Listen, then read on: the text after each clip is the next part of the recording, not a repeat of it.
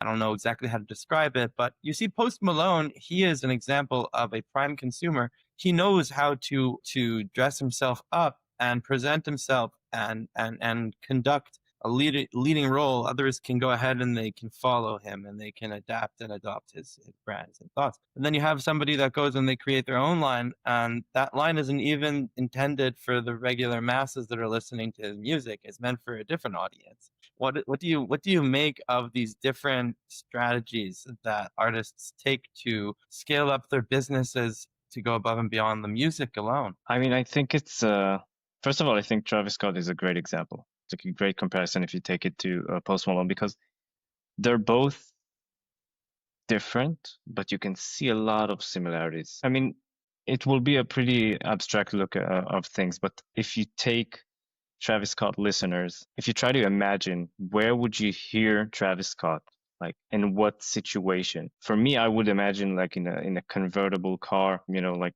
driving down LA with like full volume and probably be night drive. That's just how I imagine it. It's like it's a specific type of people that would listen to it to a specific situation. It doesn't necessarily mean that others won't hear it or won't like it.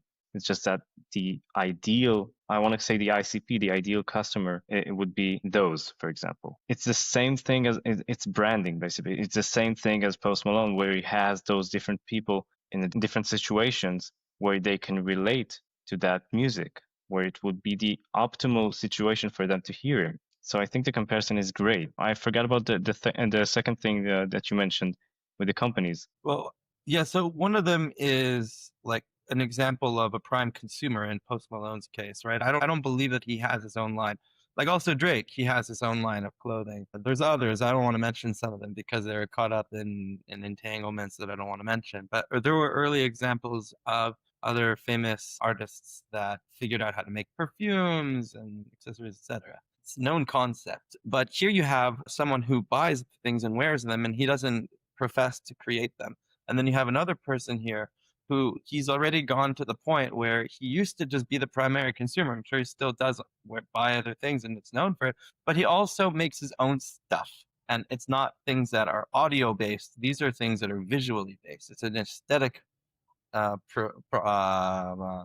He's looking for an aesthetically, visually pleasing thing, in addition to the auditory pleasing things that he does. I imagine he even does them together, right? He'll like Travis would listen to his music and create, and then sometimes listen to someone else and create as well. And Post Malone is creating music, so it's like there are different loops that they're on different creative loops. It seems like just you can see from the outside generally things